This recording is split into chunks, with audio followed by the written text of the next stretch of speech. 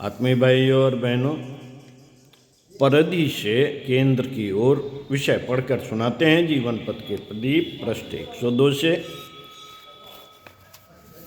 देह परिधि है, देह परिधि है और आत्मा अपने अस्तित्व का केंद्र।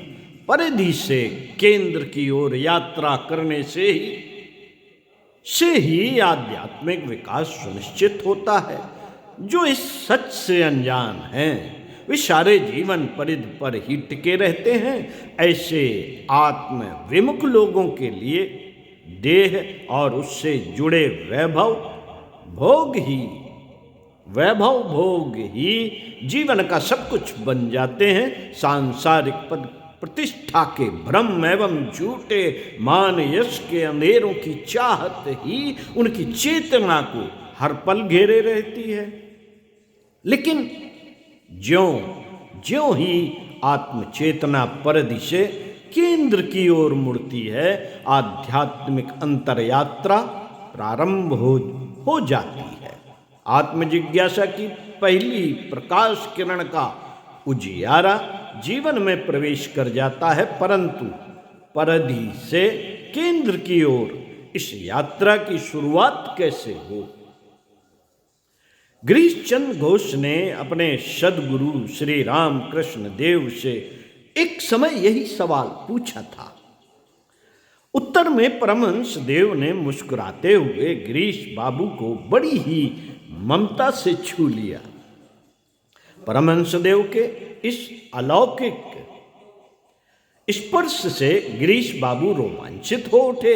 वह कुछ बोल पाते इससे पहले ही रामकृष्ण देव ने उनसे कहा, ध्यान के समय, निद्रा की गोद में जाते समय मन ही मन मेरे इस स्पर्श को बड़ी ही प्रगाढ़ता से अनुभव करना और सोचना तेरी चेतना, तेरा समूचा अस्तित्व मुझ में, मेरी चेतना में विलीन हो रहा है।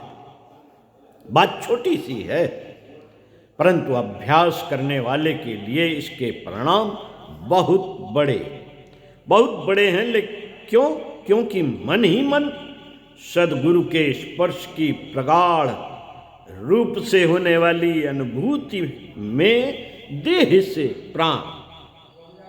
प्राण से मन और मन से आत्मा की ओर अंतर चेतना गतिशील हो जाती है।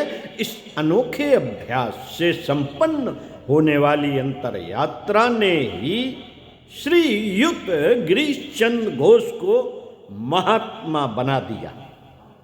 बाद के दिनों में वह अपने अनुभवों को अपने गुरु भाइयों से बताते हुए कहा करते थे, सर्वोत्तम ध्यान है सदगुरु के कृपापूर्ण स्पर्श का ध्यान, उनके स्पर्श के समय हुए अनुभव का ध्यान।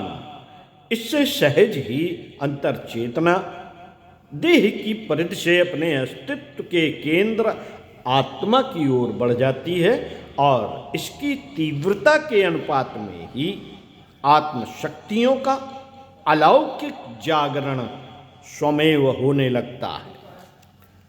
ओम शांति।